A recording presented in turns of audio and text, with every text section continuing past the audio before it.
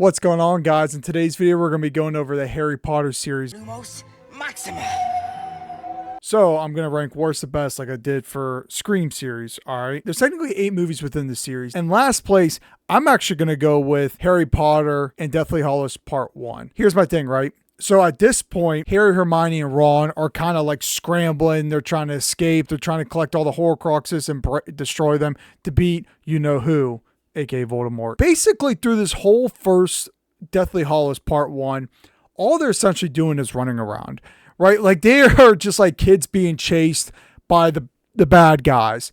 And while it has some pretty good moments and it has good writing, obviously, it's based off the book, J.K. Rowling's book, I just think it's kind of like a filler, right? Like there's nothing crazy. Like, yes, there's some very good parts within it. Like, for example, whenever they were going over the three brothers story and about how they were going to the creek to get the different items because they met death, etc. You know the story. I honestly thought that was really awesome. It was a really good backstory. And obviously, besides, the whole brothers thing, the big climax of this film at the end is where Dobby dies, unfortunately. And it's like probably the most tragic death of them all in this whole series. And he died pretty crappy as well. Like they literally just barely escaped. But overall, the whole gist of it is them running around trying to find these Horcruxes and destroy them, right? For that reason, I'm going to put it in last place. Coming in right behind it, at spot number 7, I'm actually going to give it Harry Potter and the Order of the Phoenix. I can't sit here and tell you what it was about. I mean, actually, I can tell you what it's about. Order of the Phoenix, I feel like for most of us, it was an okay movie.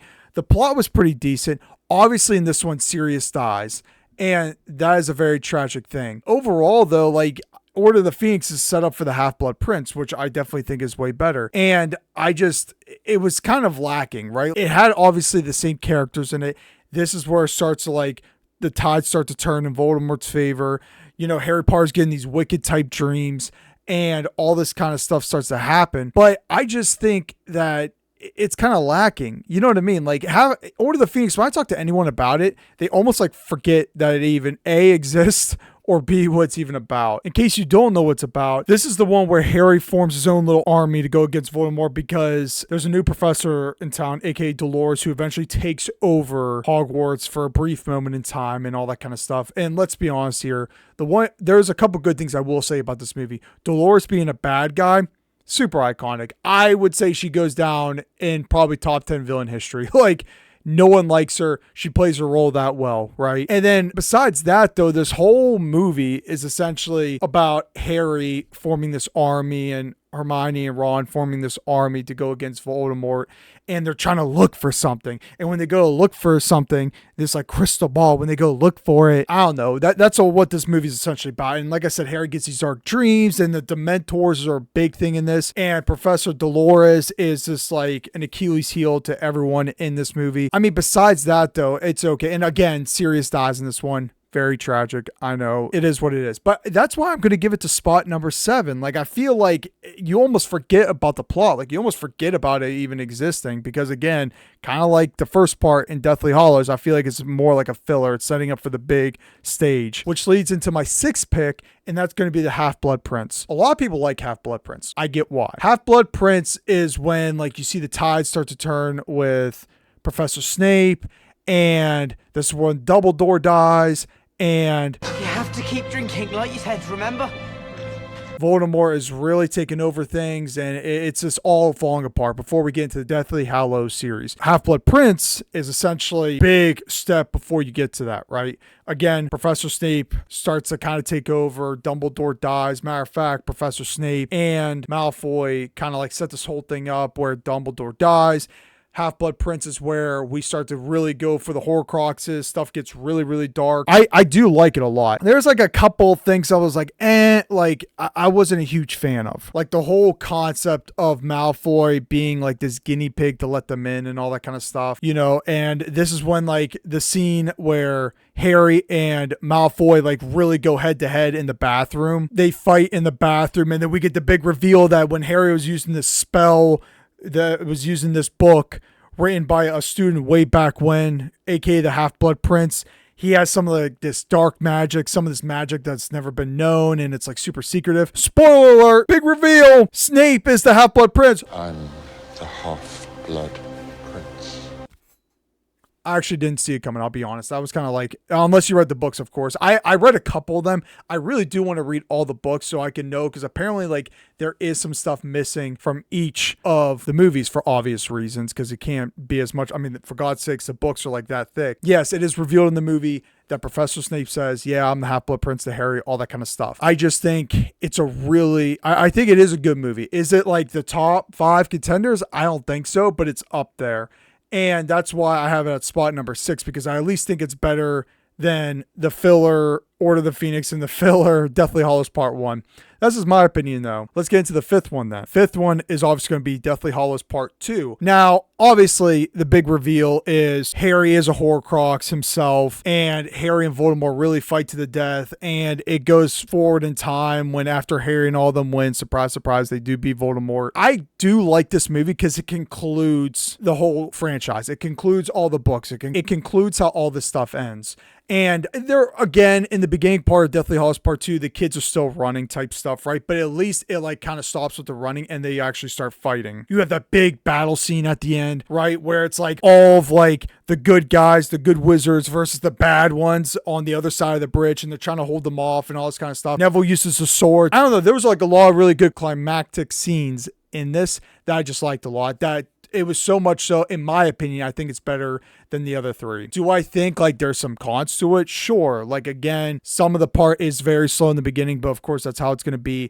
And of course, Harry and them are going to win. Like the scene where you thought Harry was dead. Like I remember seeing this in the movie theater and I thought Harry was dead. I was like, OMG, he's gone. But surprise, surprise, he comes back. It just took away the Horcrux. And I kind of did like that, but at the same time, I'm like, dude, like, I mean, I don't know. I at least was fooled thinking he was dead, and I'm like, how can he come back to that? How can he come back from, you know, that kind of crap. But nevertheless, though, I do think this is decent enough to be spot number 5. So let's get into number 4. 4, I'm actually going to put the Chamber of Secrets. Now, Chamber of Secrets being the second one in the film, this is where like they're still young, they're still kids. Diagonally.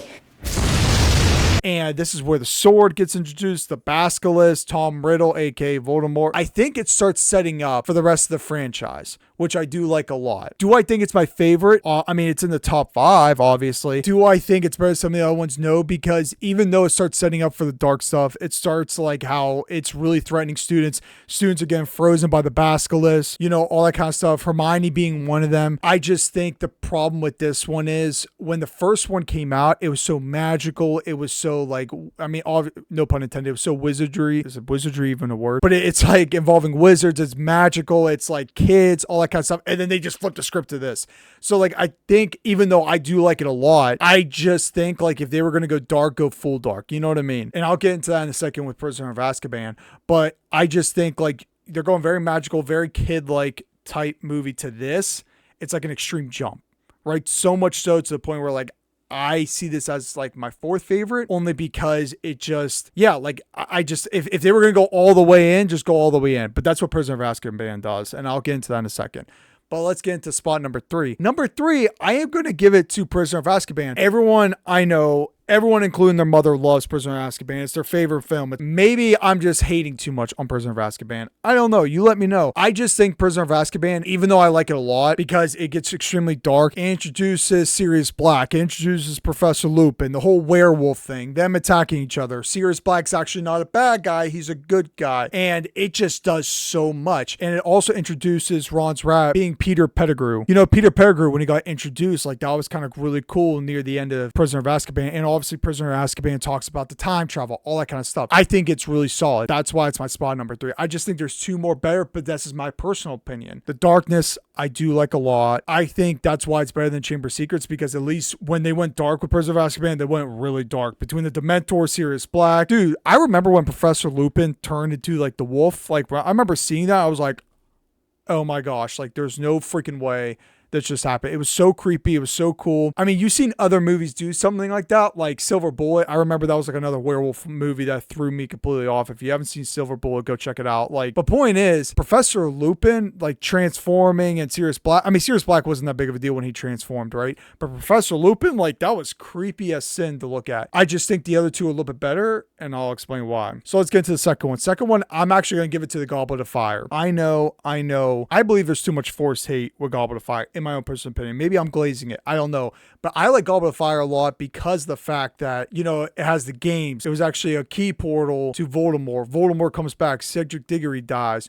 All this kind of stuff that sets up in Goblet of Fire. Now, granted, I could be glazing it because it gets a lot of hate as well.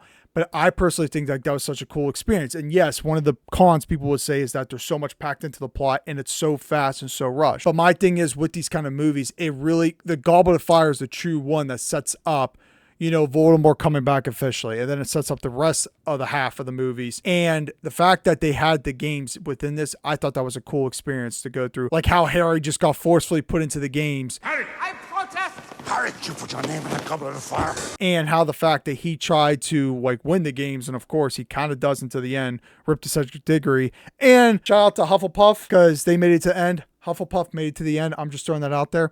But point is that yes, I have a Hufflepuff tattoo. It was a really good film. I think that it set a lot of precedent up, and I think that within the context, even though there was a lot going on with it, it's so much to unpack. I'm glad we got something like that because, again, you got to think of it this way. Prisoner of Azkaban was extremely dark. They added some light into this one. Yes, it continued the dark path, but the dark path wasn't nearly as dark, or it wasn't trying to be like Chamber of Secrets, but it was still trying to be in the magical place. Like, what was cool about Prisoner of Azkaban, it set the darkness for the rest of the films, right? But then Goblet of Fire came like, okay, we got to introduce actual Voldemort and he needs to come back. And then again, Fifth Order of the Phoenix was just like a filler, no one remembers it type stuff. So that's why I really like Goblet of Fire. But then let's get into number one. I know I'm going to say Harry Potter Sorcerer's Stone. I know. Very typical for me to put one as number one. I know a lot of people don't like Sorcerer's Stone, but here's why I liked it. It set the whole franchise up, people. Granted, the books were around way before the movies. I get that. But for people who don't read the books and who watch the movies, like I said, I read a couple of them. That was about it. I think Sorcerer's Stone is so great because it sets that magical time up. There's so many quotes we still use today's time. How many are there? We'll take the lot. Give it here, Malfoy. You know, all those kind of quotes we use because that was in the first one. We still use that to this day, or at least I do with my friends. I don't know if you people still do. But point is, there was so many good magical moments. And you can't sit here and tell me when you saw that feast or when you saw them having all that candy, you wouldn't want a piece of that action. The chocolate frog, all that kind of stuff, the Quidditch games, all that stuff got introduced. Harry Potter got the gold snitch. Like, all that kind of stuff started with the first one. It was so magical. And yes, like the end, it added like a little bit of creepiness. Professor Quirrell's back of his head turned into Voldemort. Yes, it had a touch of creepiness at the end, but it was like just the right amount. Because Voldemort started to form on Professor Quirrell's head. And Professor Quirrell is like a little skittish guy. And next thing you know, he's actually turns out to be the villain. Great. And then there's the troll and the dungeon thing. I could go on and on about why I like Sorcerer's Stone so much. It just set the magical scene up for us. My thought is Sorcerer's Stone, though, if we're excluding the books and just focus on the movies, Sorcerer's Stone really set everything up because the magical scene that took place, I remember just all of us being kids and watching it, is something else. We have other movies that touched our hearts like that, like Narnia. I would argue Narnia was an amazing film as a kid to watch. It's nostalgia, right? Yes, it's so hard to be nostalgia.